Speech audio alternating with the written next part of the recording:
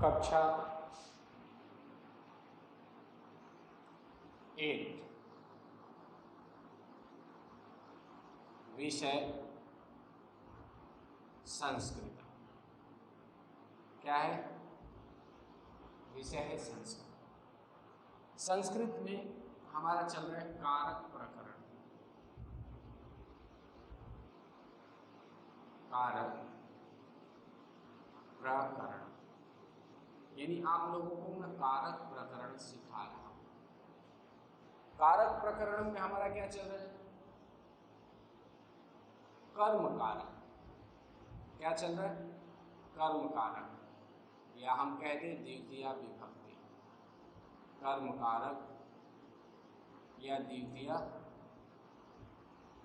विभक्ति, या तो हम इसको कर्म कारक कह सकते हैं या हम इसको क्या कह सकते हैं? द्वितीय विभक्ति कह सकते हैं। आज द्वितीय विभक्ति में कुछ धातु और उनके अर्थ लिखूंगा जिनके योग में हमेशा द्वितीय विभक्ति का प्रयोग होता है।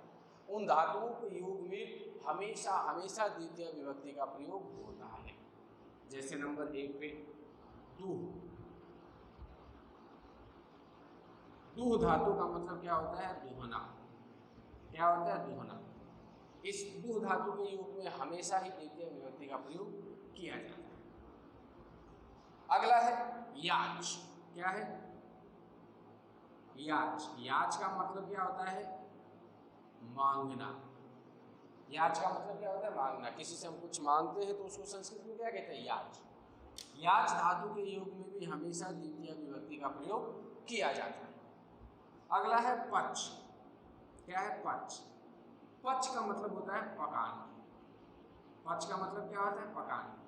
यानी पच धातु के योग में भी हमेशा संस्कृत में द्वितीय विभक्ति का प्रयोग किया जाता है। पच धातु के योग में भी द्वितीय विभक्ति का प्रयोग किया जाता है। उसके बाद है दंड। क्या है? दंड। दंड का मतलब है, दंड धातु का मतलब होता है दंड देना। दंड देना यानी कोई गलती करता हो तो उसको हम सजा देते हैं तो उसको क्या कहते हैं? दंड। यानी दंड धातु के योग में भी द्वितीय विभक्ति का प्रयोग होता है। उसके बाद में प्रच। नंबर 5 पे है प्रच। प्रच का मतलब होता है पूछना। प्रच का मतलब क्या होता है? पूछना। और प्रच धातु के योग में भी द्वितीय विभक्ति का प्रयोग किया जाता है। अब आगे नंबर 6 पे। नंबर 6 पे है रुद्ध। रुद्ध का मतलब होता है रोकना। रुद्ध का मतलब क्या होता है? रोकना। यानी रुद्ध धातु के योग में भी द्वितीय विभक्ति का प्रयोग किया जाता है। ची।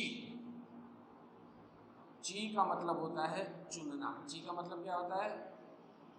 चुनना।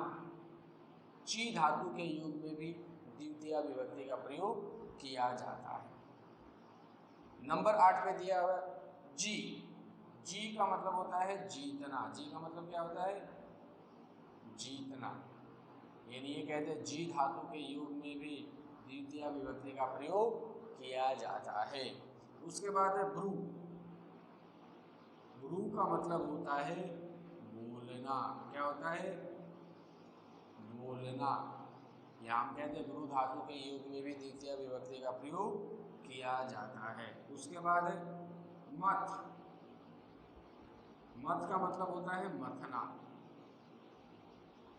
यानी मथ धातु के योग में भी द्वितीय विभक्ति का प्रयोग होता है। ठीक है। उसके बाद है मुस। मुस धातु का मतलब होता है चुराना। क्या होता है? चुराना। और मुस धातु के योग में भी द्वितीय विभक्ति का प्रयोग किया जाता है। ये अपने 11 नंबर पर। ठीक है। मुस धातु के योग में भी द्वितीय विभक्ति का प्रयोग किया जाता है। नंबर 12 पे है नी। नी का मतलब होता है ले जाना। नी का मतलब क्या होता है?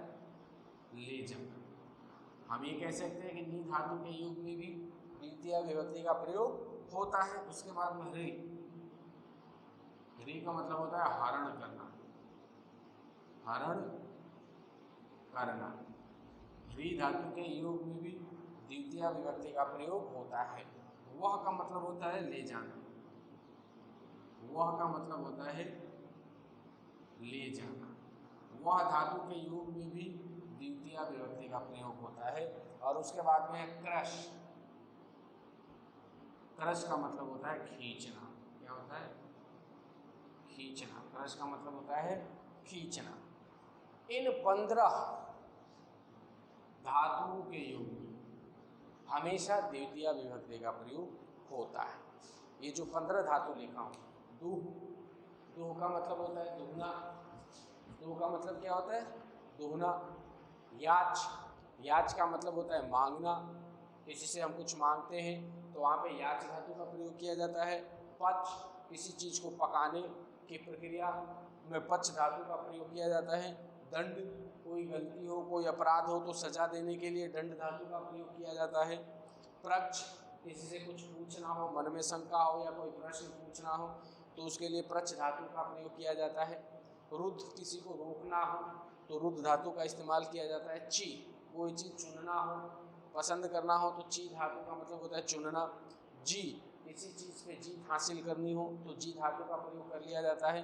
गुरु यानी बोलने के लिए गुरु धातु का प्रयोग करते हैं।